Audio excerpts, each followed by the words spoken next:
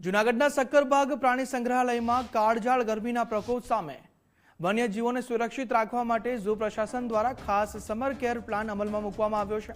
સિંહ, વાઘ અને દીપડા જેવા હિંસક પ્રાણીઓના પાંજરામાં ઠંડક જાળવી રાખવા વોટર સ્પ્રિંકલ અને ફુવારા અને ગ્રીન નેટની સુવિધા ઊભી કરવામાં આવી છે, જ્યારે પક્ષીઓ અને અન્ય જીવો માટે ખોરાકમાં તરબૂચ, ટેટી જેવા વધુ પાણી ધરાવતા ફળો તેમજ પીવાના પાણીમાં ORS અને ગ્લુકોઝનું મિશ્રણ ઉમેરવામાં આવી રહ્યું છે।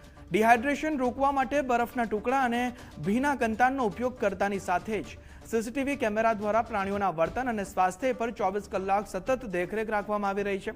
પ્રશાસનના આ આગવા અને સઘન પ્રયાસોને પરિણામે વન્યજીવોના રહેઠાણમાં ગરમીની અસર 4 થી 5 ડિગ્રી જેટલી ઘટી છે, જે આકરા ઉનાળામાં મૂંગા પ્રાણીઓ માટે મોટી રાહત સમાન બની છે।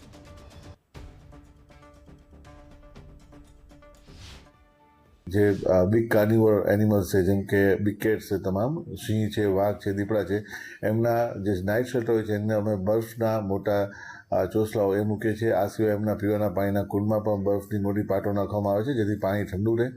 આ સિવાય એમના એન્ક્લોઝરની અંદર ફોગસની એની વ્યવસ્થા કરી છે કે જેથી એના વાતાવરણમાં 4 થી 5 ડિગ્રીનો ફેર પડી શકે। આ સિવાય એમને ORS સપ્લિમેન્ટ પણ આપીએ છીએ કે જેમાં એમને ડિહાઇડ્રેશનનો સામનો ના કરવો પડે।